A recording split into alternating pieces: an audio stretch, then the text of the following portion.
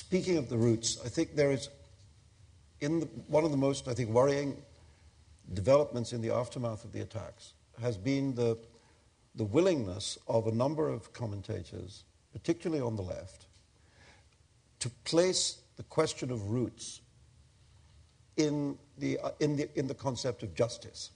People have said that the reason for these attacks was that there is injustice, that Indian Muslims are economically disadvantaged in India, they have much lower educational qualifications, they have much higher unemployment rates, and then, of course, there is the great injustice of Kashmir, as the argument being.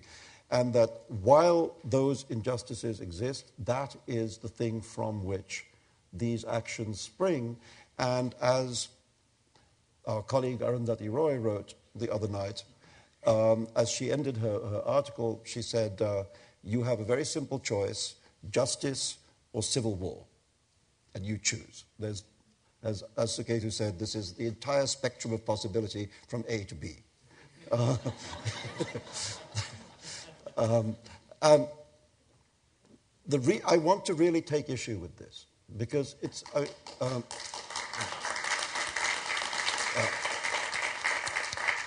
because, I mean, I think anyone who knows what I have written in my life knows that I am quite seriously concerned with the condition of Kashmir. And I think that the Indian authorities are culpable in the way in which they have treated the ordinary people of Kashmir, but so are Jaish-e-Mohammed and Lashkar-e-Taiba.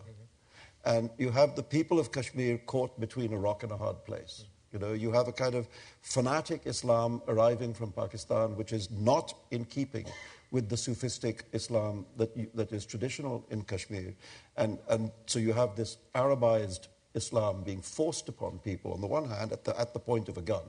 And on the other hand, you have Indian security forces treating all Kashmiris as if they're terrorists, and often very brutally. Yeah. You know, so that's there. But the point I want to make is, I do not believe that terrorists such as these, I do not believe that their project has anything to do with justice.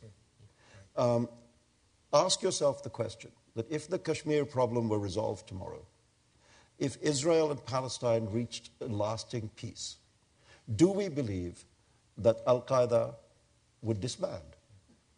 Do we believe that Lashkar-e-Taiba and Jaish-e-Mohammed would put their guns down, beat them into plowshares, you know, and say, we will now be farmers, because our job is done? I mean, the point is, it's laughable, right? And the point about that is that that is not their project. No. That's not their project. Their project is power. Right.